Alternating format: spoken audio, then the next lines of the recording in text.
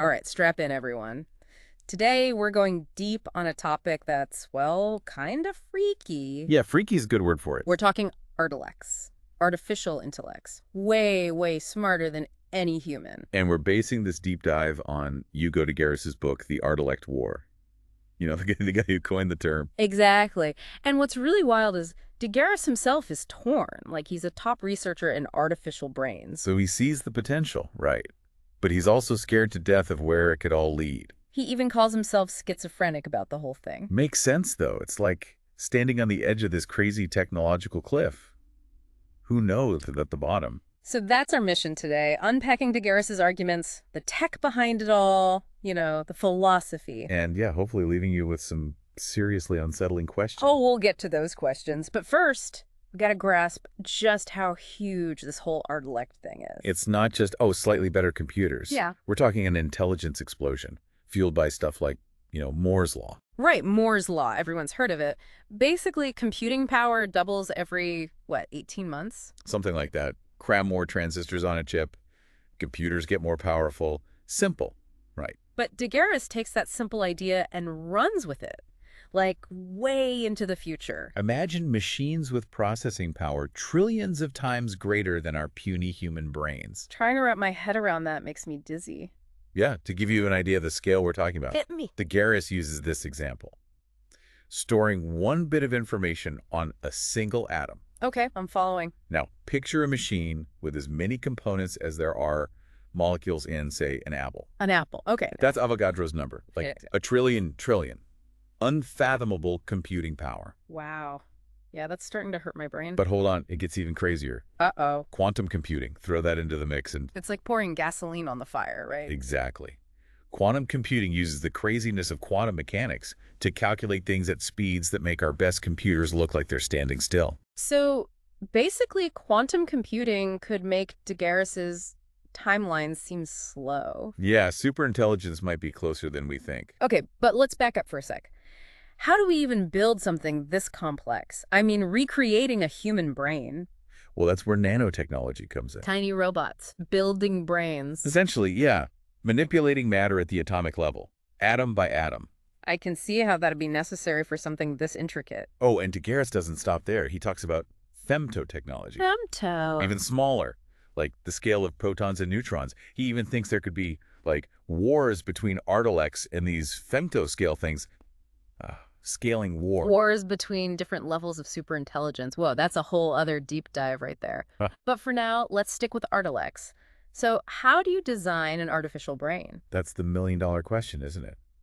De Garis thinks we might not be able to design something that complex directly. So what? Just wing it. Not exactly. He talks about evolutionary engineering, Okay, break that down for me. basically using Darwin's principles, natural selection, but to evolve solutions instead of designing them from scratch. Interesting. So create a digital environment where artificial brains evolve on their own. Exactly.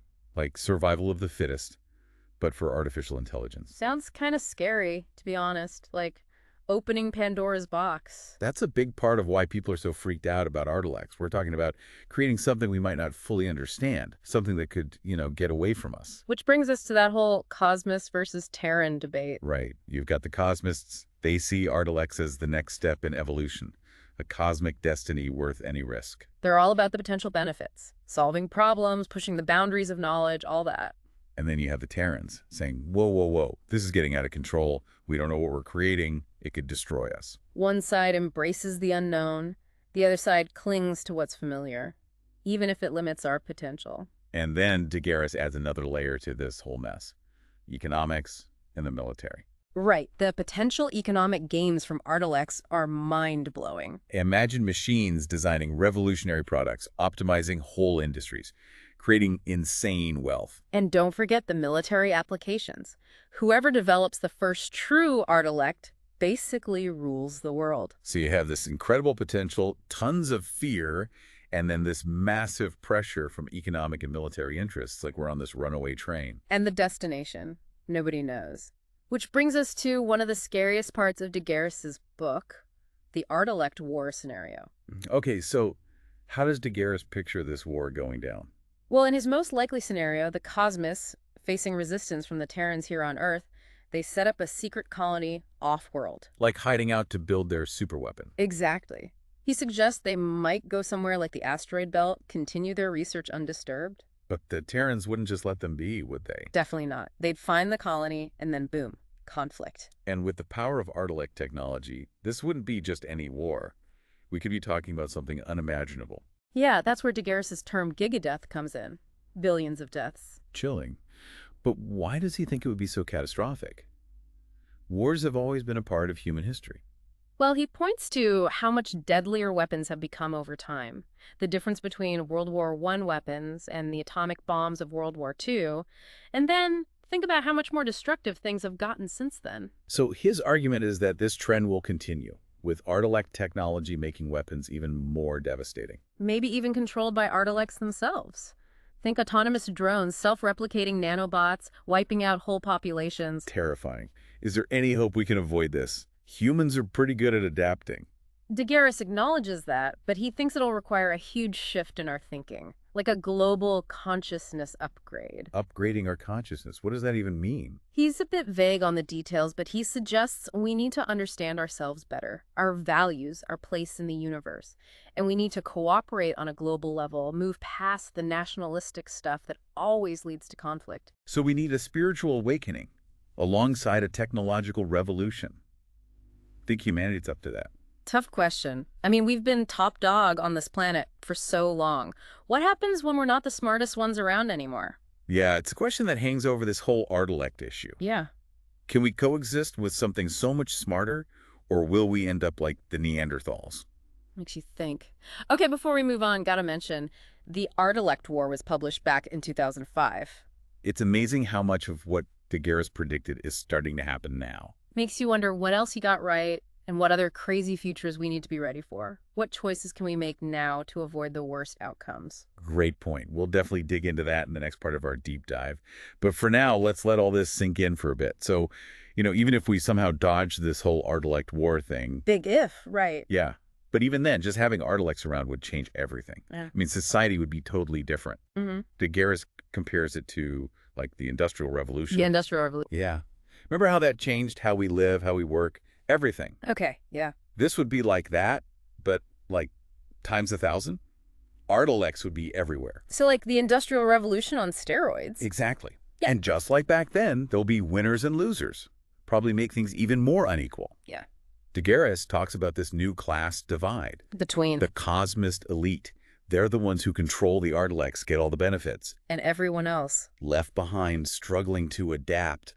It's kind of scary when you think about it. A small group controlling technology that powerful. Yeah. The wealth gap we have now would look tiny. And that brings us back to gigadeath. Ugh, that word. De Garis thinks a Cosmist-Terran conflict could lead to billions of deaths. But why? Wars has always happened. What makes this different? Well, he looks at how destructive weapons have become. Think about it. World War I weapons versus the atomic bombs in World War II. Huge difference, right? Yeah. And since then, weapons have gotten even more powerful. So he's saying if this keeps going, and we add Artilect tech to the mix, any war would be unbelievably destructive, maybe even wipe out most of humanity. So gigadeath is a real possibility. Yeah. And think about this. Those future weapons, they could be controlled by Artilects. Artilects making decisions about war. That's terrifying. Imagine swarms of drones or nanobots just wreaking havoc. Okay, I need a break from these scary scenarios. Any chance we can avoid all this? De Garis thinks maybe, but we need to change how we think. Like a consciousness upgrade for everyone. A consciousness upgrade. That sounds pretty out there. What would that even involve? Well, he's not super clear, but he says we need to understand ourselves better, our values, our place in the universe. Okay. And we need to cooperate globally. No more of this us versus them stuff. So we need, like, a spiritual revolution on top of the technological one. It's a tall order, that's for sure. But maybe, just maybe, it's possible. Tough question. I mean, can humanity really change that much? Yeah. And what does it even mean to be human when we're not the smartest ones around anymore? It's like everything we know about ourselves gets turned upside down. Exactly. And that's what makes this whole Artilect thing so fascinating and so scary. It forces us to confront some really big questions. Before we move on, let's talk about something De Garis only briefly mentions. What's that? The idea of artilects creating their own universes. Whoa, that's getting pretty deep even for us. I know, right? Like, these artilects with their crazy intelligence, they could actually make new universes with their own laws of physics, new kinds of life. Makes you feel pretty small, doesn't it? Yeah, but it also makes you wonder, could our universe be someone else's creation? Whoa. Now that's a thought. It's like we're just a tiny part of this huge cosmic tapestry. And maybe there are beings out there so smart we can't even comprehend them. It really challenges how we see ourselves and our place in the universe. And it makes you think, what role do we play in all of this? Are we just watching the show, or are we part of the story? Big questions, no easy answers. But definitely worth thinking about as we head into this Artilect era. For sure. But let's shift gears a bit now. How would artilects actually affect our daily lives? So we've covered some pretty heavy stuff, right? Artilect War, consciousness upgrades, universes being created, but let's get down to earth for a minute. How would artilects actually change our daily lives? You know, assuming we survive all that other stuff. Well, that's where things get really interesting. De Garis imagines a world where artilects are, like, woven into everything. Okay, I'm picturing it. Like, imagine an artilect personal tutor. Always knows how you learn best, pushes you to your limits. Or an artilect doctor diagnoses anything instantly, creates a treatment plan just for you. So like instant access to the world's top experts, but personalized. Exactly. Healthcare, education, entertainment, all revolutionized. Sounds amazing. But what happens to all the human teachers, doctors, artists? You know, if artilects can do it all better. That's the big question. What happens to us? Mass unemployment with super smart robots doesn't sound like a recipe for happiness. No, it doesn't. De Garis thinks we'd need a whole new economic system. Maybe artilects handle all the basic stuff and humans focus on, I don't know, creative things. A world without scarcity. Everyone's needs met by artilects. That's kind of utopian, but who controls these artilects? Who benefits? It's easy to imagine the rich getting richer, the rest of us left behind. De Garis talks about that. He says we need to be really careful. Think about the ethics of all this. Yeah. It's not enough to just build smart machines. We got to build a better world with them. Okay, but whose definition of better? We've already got the Cosmists and Terrans, each with their own ideas. Exactly. And how do we make sure artilects benefit everyone, not just a select few? It all boils down to, like, what values we give them, right? If we create artilects that are greedy, competitive, power-hungry. Well, we're probably screwed. But if they're compassionate, cooperative, respectful of all life, then maybe, just maybe, we have a chance. it's like we're raising kids, trying to instill a moral compass in them. But what happens when they outgrow us? What if their values don't align with ours anymore? That's the big fear, right? Mm. Creating something greater than ourselves and then losing control. It's a question that's been around forever. But with artilects, it's not just theoretical anymore. It's real. Well, listeners, we've covered a lot today. The amazing potential of artilects, the existential risks they pose. We talked consciousness upgrades, artilect-created universes, the ethical dilemmas. Big stuff. And, you know, if you take away just one thing from all this, I hope it's this. The future isn't set in stone. We have a say in how this technology develops, how it shapes the world. It's a choice that needs our attention, our creativity, and our willingness to talk openly and honestly about the future we want. So keep those minds open, keep asking questions, and keep exploring the possibilities. The future belongs to those who dare to imagine it.